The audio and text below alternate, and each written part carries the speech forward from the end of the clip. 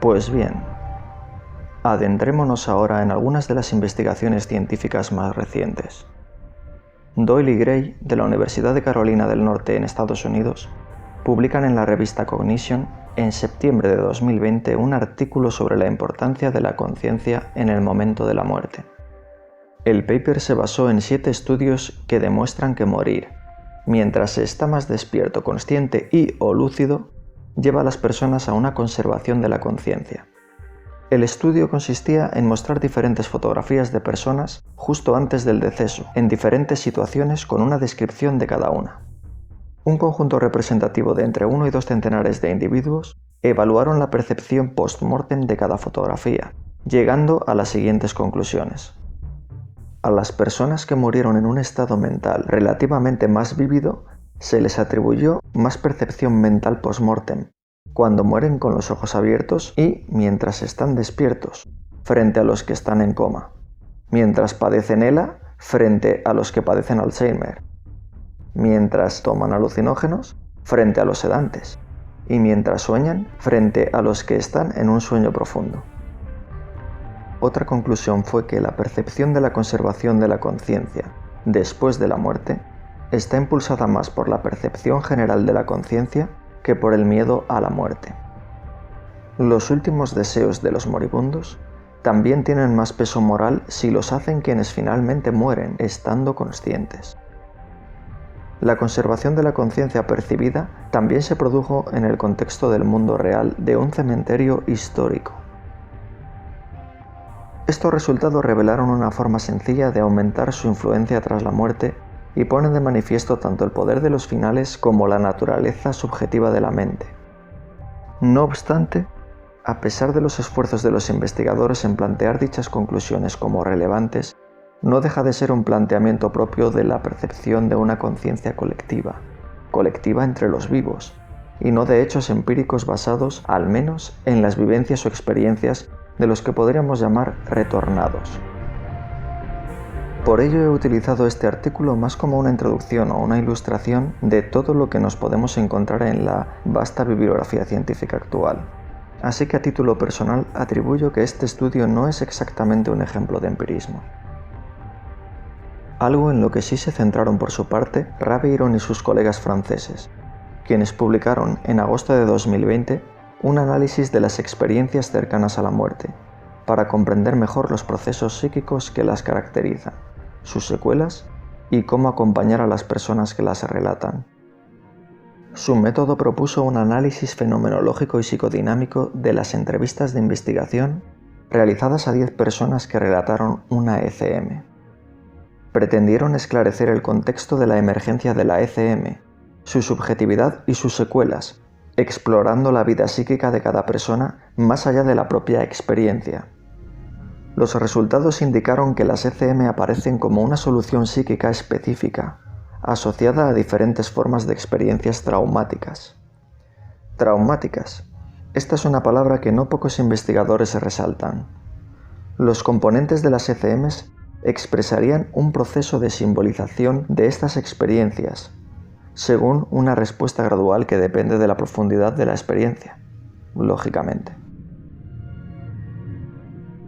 Varios elementos fenomenológicos de las ECM, como la experiencia extracorporal, la revisión de la vida o el encuentro con un ser espiritual, serían la consecuencia de este proceso de simbolización formado por una autorrepresentación, no me atrevo a decir una invención propia, así como una disolución del yo.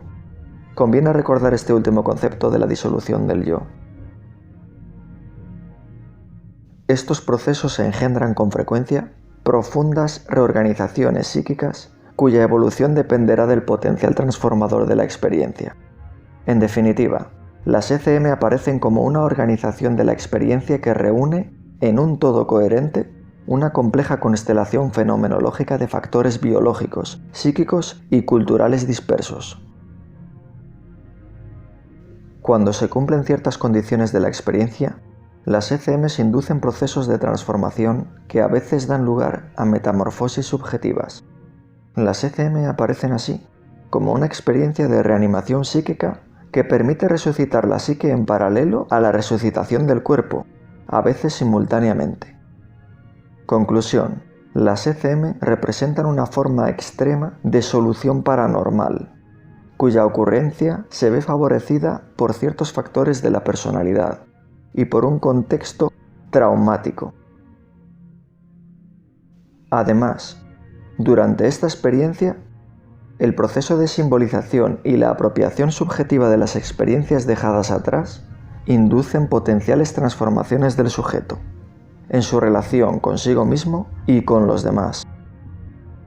Como toda experiencia en los límites del proceso de simbolización, las ECMs requieren un encuentro con otro, entre comillas, para expresar plenamente su potencial transformador. Los clínicos que se enfrentan a estas experiencias deben, por tanto, acompañar su integración con capacidad crítica y apertura. Otros autores como Royce, en Estados Unidos, sugieren que los profesionales de la ayuda podrían considerar que esto podría ayudar a los pacientes a comprender su prevalencia y podría ser una fuente de consuelo para aquellos que experimentan una gran pérdida, dolor o crisis en sus vidas.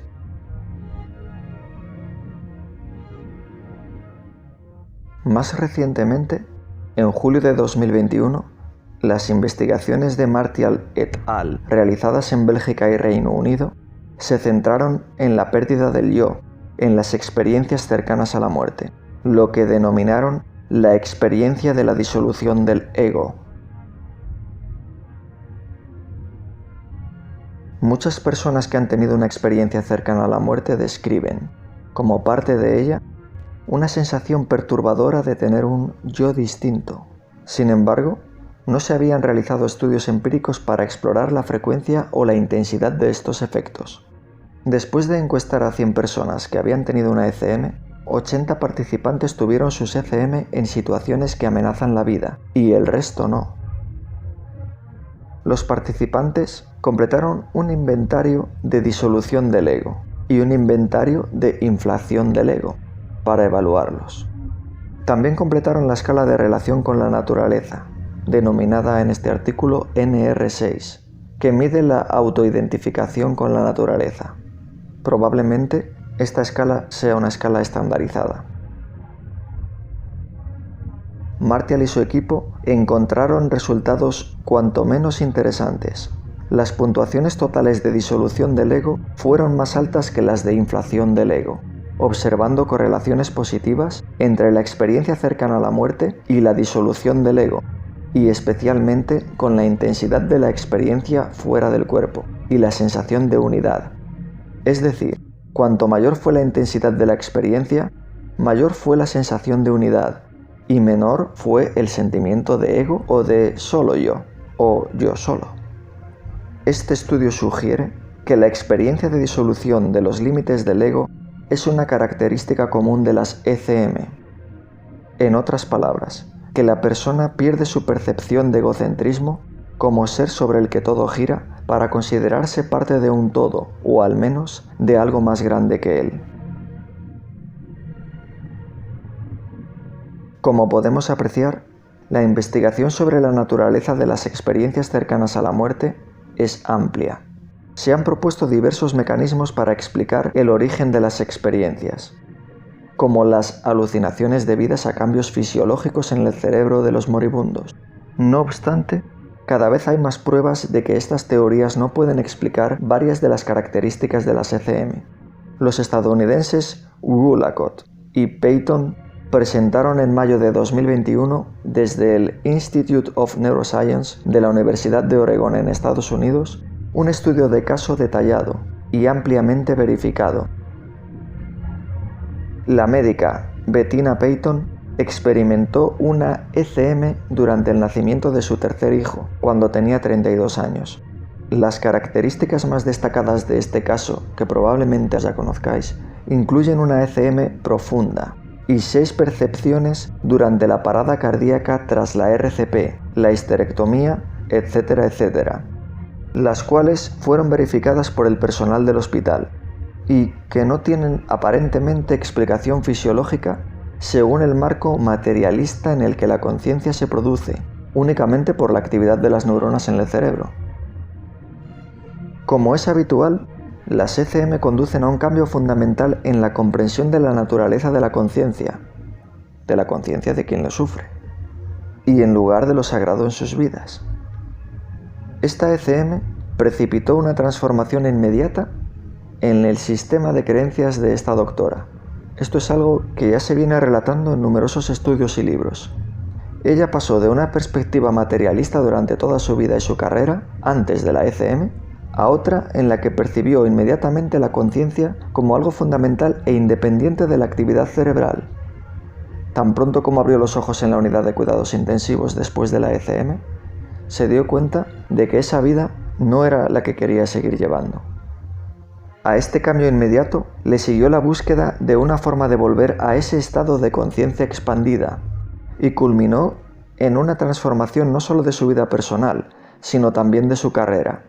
Peyton utilizó la meditación para volver a la esencia de esa experiencia, lo que se convirtió en una parte habitual de su vida después de la ECM. Con este artículo me vienen a la memoria todas estas experiencias fuera del cuerpo inducidas por un estado alterado de conciencia, no siempre de drogas o sustancias alterantes o estados traumáticos, sino a veces algunos autores relatan utilizando como medio la meditación, el mero silencio, relajación y autodesconexión extrema del cuerpo, y otras técnicas que se pudieran considerar de inmersión espiritual, encontradas ya incluso en las antiguas cuevas milenarias en las pirámides de Egipto o en otros lugares que el hombre ya ha conocido o construido como nexos de conexión hacia este más allá, ya desde el origen de la humanidad.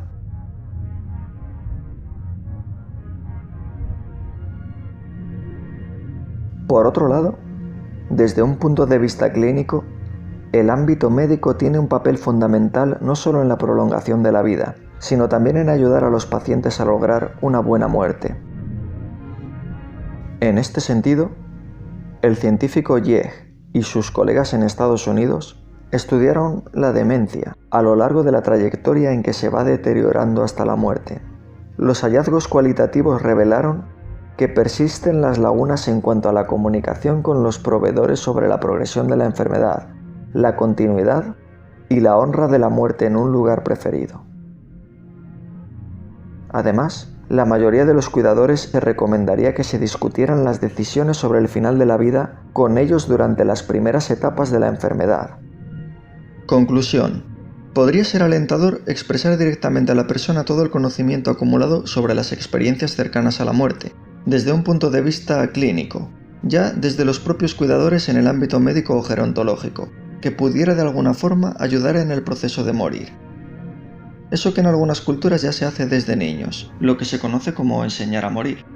Algo que incluso aquí hace no tantos años podía verse de otra manera, aunque fuera subliminalmente. Como cuando los ancianos y enfermos se despedían en sus casas, a menudo con niños cerca. A mi entender, no se trata de aportar un modelo efímero e ilusionante, sino más bien derribando estorbos, que hacen que el simple hecho de hablar de la muerte fuera del ámbito cultural y religioso sea un tabú tan marcado que nos hace sentir, yo no diría avergonzados, yo diría ignaros.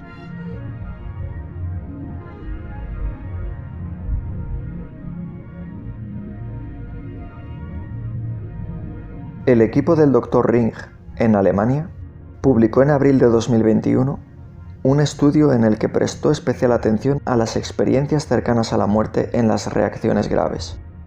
Los pacientes describieron las mismas sensaciones reportadas en décadas anteriores: elevación, verse desde fuera, experiencias de túnel y luz brillante.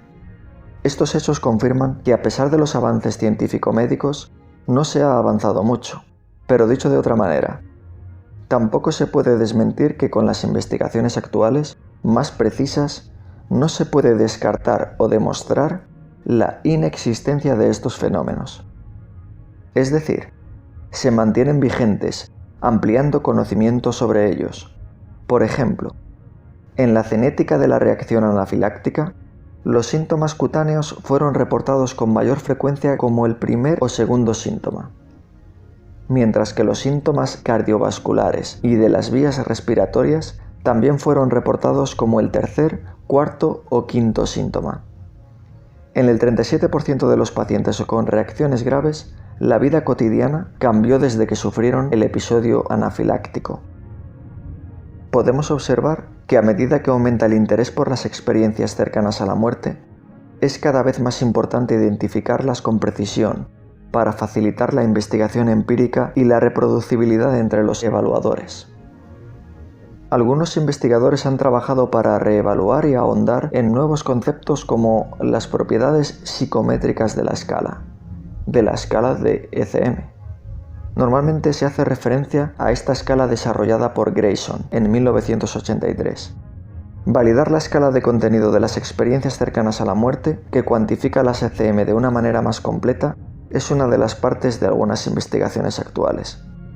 A partir de los resultados obtenidos y de las pruebas empíricas más recientes, se ha desarrollado, y este es solo un ejemplo, una nueva escala fiable para facilitar la investigación futura. De nuevo, este es un ejemplo de la vigencia de la importancia de la investigación sobre las ECM y todo lo que conlleva.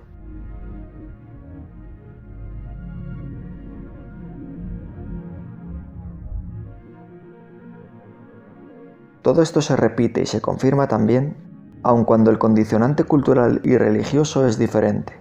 La experiencia cercana a la muerte se refiere a una amplia gama de experiencias, con carácter subjetivo en la mayor parte de las ocasiones, asociadas a la muerte próxima. La mayoría de los supervivientes de la reanimación cardiopulmonar RCP experimentan ECM. Parece que los eventos cercanos a la muerte son experimentados de manera diferente por personas con diferentes puntos de vista culturales y religiosos. El equipo de CONSAF publicó en octubre de 2020 un estudio que tenía como objetivo explicar las ECM en los supervivientes de RCP musulmanes iraníes. Se utilizó un enfoque fenomenológico hermenéutico y cualitativo, influenciado por Ricoeur, para comprender el significado de las ECM de los supervivientes de la RCP. Surgieron 4 temas principales: las experiencias placenteras junto con el vuelo y la visión de la luz, la experiencia del transporte al más allá, la experiencia extracorporal y la revisión de la vida y los recuerdos en un contexto religioso. Como conclusiones del estudio, los supervivientes musulmanes iraníes de RCP informaron de ECMs muy similares a las informadas por los supervivientes de países occidentales, con diferentes religiones teístas.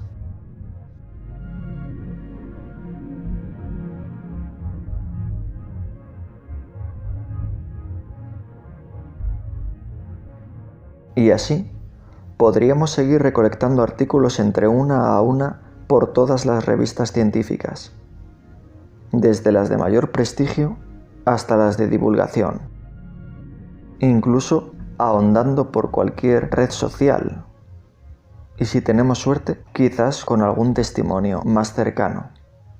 Por ello, terminaremos con uno de los estudios más recientes que hemos encontrado, publicado en una de las revistas científicas de mayor impacto, como es Frontiers in Neurology, la cual disfruta de un factor de impacto superior a 4, a sabiendas de que puede haber otros muchos igualmente o quizás más destacables. Este artículo lo firma como primer autor el neurólogo y profesor de la Universidad de Copenhague, en Dinamarca, Daniel Kontziela. Como los neurólogos se ganan la vida con la preservación y restauración de la función cerebral, también están bien posicionados para abordar la ciencia que hay detrás de la transición de la vida a la muerte. En el ensayo en imágenes destaca las áreas de experiencia neurológica necesarias para la determinación de la muerte encefálica. Muestra los escollos que hay que evitar durante el examen clínico y la interpretación de las pruebas de laboratorio confirmatorias en los protocolos de muerte encefálica. Ilustra la gran variabilidad de las legislaciones sobre la muerte encefálica en todo el mundo. Analiza los argumentos a favor de la aplicación de la donación tras la muerte circulatoria. Señala las cuestiones sin resolver relacionadas con la muerte circulatoria y el tiempo que transcurre entre la parada cardíaca y la obtención de los órganos, denominado este período de no intervención.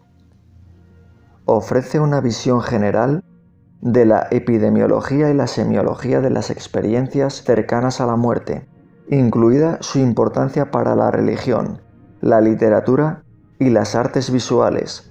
Sugiere mecanismos biológicos para las experiencias cercanas a la muerte, como la disfunción de la corteza temporoparietal, el antagonismo del receptor del algo tan complejo como el N-metil D-aspartato, el aura de la migraña y el sueño de movimiento ocular rápido.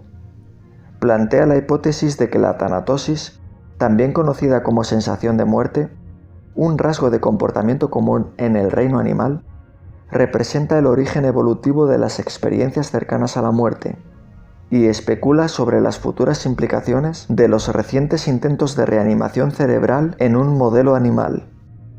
El objetivo es que el lector comprenda a fondo que los límites dentro de la neurología, de la muerte y el cerebro moribundo se están ampliando al igual que en el resto de las neurociencias clínicas. Y decir todo esto por un autor que cuenta con al menos 172 artículos científicos publicados, en un artículo que ya ha recibido más de 7.030 visitas en un año, demuestra que la pervivencia no es ya un tema de interés curioso, sino más bien una referencia base del conocimiento que deberíamos utilizar, quién sabe, si para ser ignaros, si para ser mejores.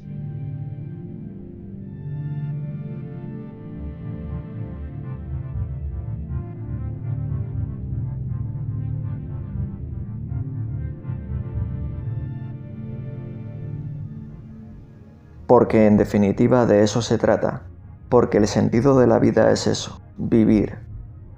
Al final, después de todo, solo es cuestión de tiempo, tiempo para conocer la solución del problema. Un valioso tiempo que agradezco hayamos compartido, ampliando el conocimiento. Después de todo, no hay tiempo de estudiarlo todo, de leerlo todo, de viajar a todos los lugares, de elegir todos los perfumes, o de hacer todas las cosas así que, ¿qué sentido tendría reflexionar en todo momento sobre qué habrá, consumiendo todo el tiempo intentando buscar una razón sobre la muerte, si al final no se ha vivido? Todo el tiempo intentando crear la gran obra, sin percatarse de que estaba justo ante tus ojos.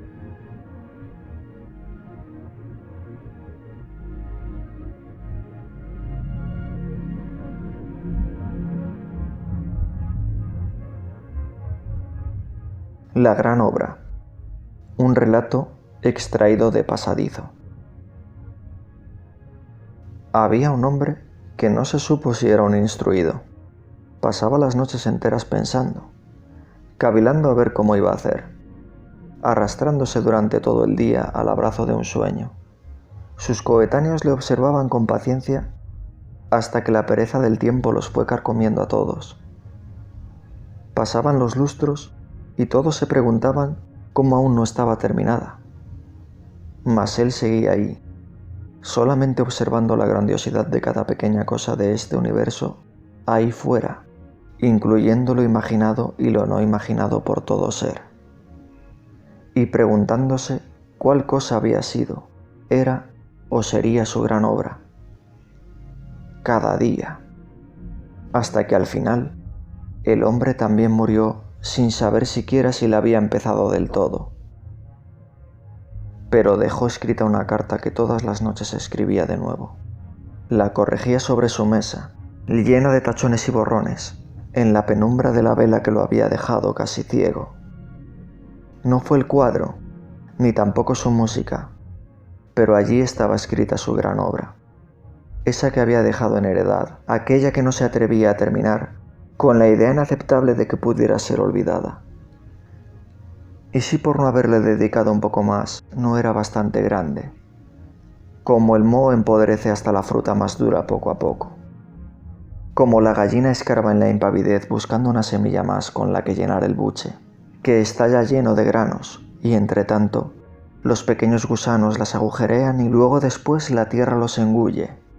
Y allí, en la carta estaba escrito esa última noche. He aquí la gran obra que, aún sin terminar, no nos ha dejado tiempo para observar las otras grandes obras de los demás. Mas muero sin saber si el mundo se habrá devastado por completo, de manera que no quede siquiera nada en pie donde abrir los sentidos, pero sabiendo que, Aunque pude haber hecho otras muchas pequeñas obras, la razón se me ajusta a la conciencia de haberlo hecho conforme a lo bueno que pude, con la esperanza de que ese recuerdo guíe en el mañana. Y en la gruta comenzó a escuchar una música fascinante que provenía de las propias paredes, la cual solo sonaba a medida que avanzaba, como una armoniosa reverberación de sus propios pasos. Y al otro lado estaba el final del túnel, el final de su gran obra.